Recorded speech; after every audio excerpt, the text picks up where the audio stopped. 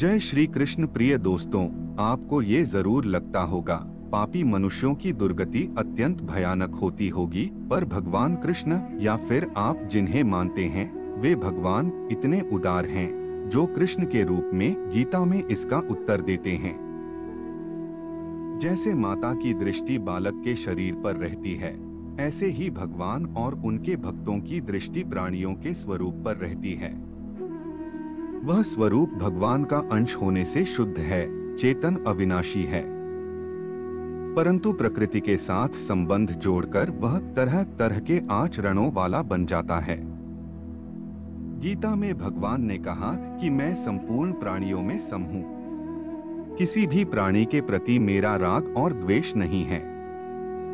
मेरे सिद्धांत से, मेरी मान्यता से और मेरे नियमों से सर्वथा विरुद्ध चलने वाले जो दुराचारी से दुराचारी हैं, वे भी जब मेरे में अपनापन करके मेरा भजन करते हैं तो उनके वास्तविक स्वरूप की तरफ दृष्टि रखने वाला मैं उनको पापी कैसे मान सकता हूँ? नहीं मान सकता। और उनके पवित्र होने में देरी कैसे लग सकती है? नहीं लग सकती, कारण कि मेरा अंश होने से वे सर्वथा पवित्र हैं ही।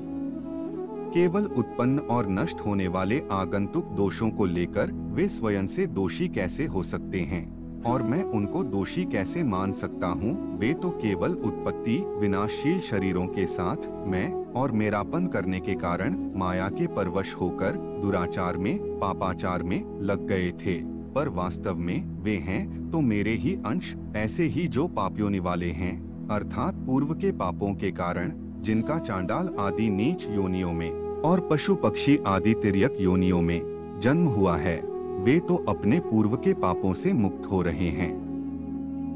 इसलिए ऐसे पापयोनि वाले प्राणी भी मेरे शरण होकर मेरे को पुकारें तो उनका भी उद्धार हो जाता है। इस प्रकार भगवान ने वर्तमान के पापी और पूर्व जन्म के पापी, इन दो नीचे दर्जे के मनुष्यों के बारे में बताए। अब आगे भगवान कृष्ण मध्यम दर्जे के मनुष्यों के बारे में बताते हैं। पहले स्त्रियः कह के स्त्री जाति मात्र को लिए, इसमें ब्राह्मणों और क्षत्रियों की स्त्रियां भी आ गई हैं जो वैश्यों के लिए भी वंदनीय हैं। इसलिए इनको पहले रखा है जो ब्राह्मणों और क्षत्रियों के समान पुण्यात्मा नहीं हैं पर द्विजाति हैं। वे वैश्य हैं जो द्विजाति नहीं हैं, अर्थात जो वैश्यों के समान पवित्र नहीं हैं, वे शूद्र हैं। वे स्त्रियां, वैश्य और शूद्र भी मेरा आश्रय लेकर परम गति को प्राप्त हो जाते हैं। जो उत्तम दर्जे के मनुष्य हैं, अर्थात जो पूर्व जन्म में अच्छे आचरण होने से और इस जन्म में ऊंचे कुल में पैदा होने से पवित्र हैं, ऐसे ब्राह्मण और क्षत्रिय भी मेरा आश्रय लेकर परम गति को प्राप्त हो जाए, इसमें संदेह ही क्या है। भगवान ने यहाँ भक्ति के साथ अधिकारियों के नाम लिए हैं: दुराचारी, पापयोनि, स्त्रियां, वैश्य, शूद्र, ब्राह्मण और क्षत्रिय। इन सातों में सबसे पहले भगवान को श्रेष्ठ अधिकारी का नाम लेना था, अर्थात पवित्र भक्त ब्राह्मण या क्षत्रिय का नाम लेना चाहिए था, परंतु भगवान ने सबसे पहले दुराचारी का नाम लिया है।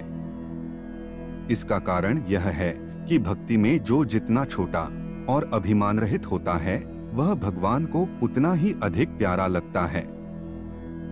दुराचारी में अच्छाई का, सद्गुण, सदाचारों का अभिमान नहीं होता, इसलिए उसमें स्वाभाविक ही छोटापन और दीनता रहती है।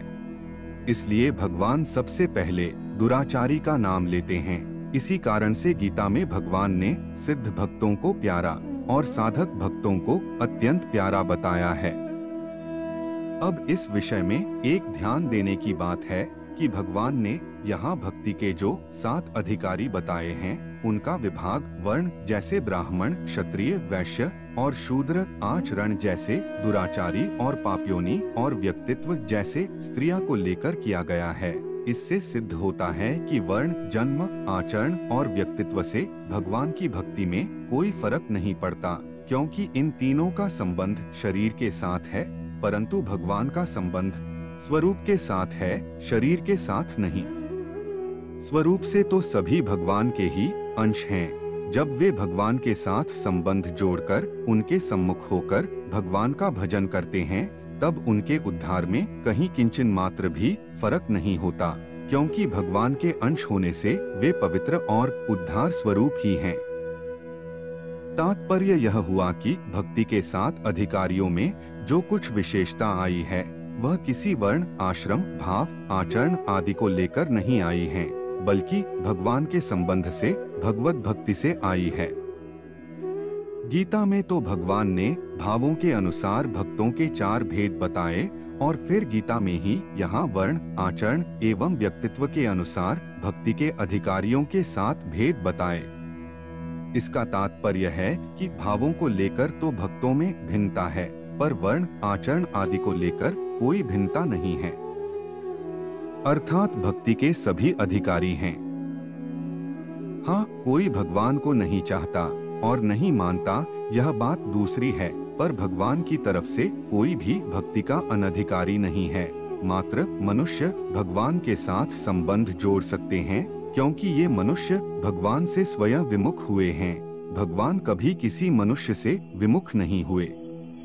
इसलिए भगवान से विमुख हुए सभी मनुष्य भगवान के सम्मुख होने में, भगवान के साथ संबंध जोड़ने में, भगवान की तरफ चलने में स्वतंत्र हैं, समर्थ हैं, योग्य हैं, अधिकारी हैं।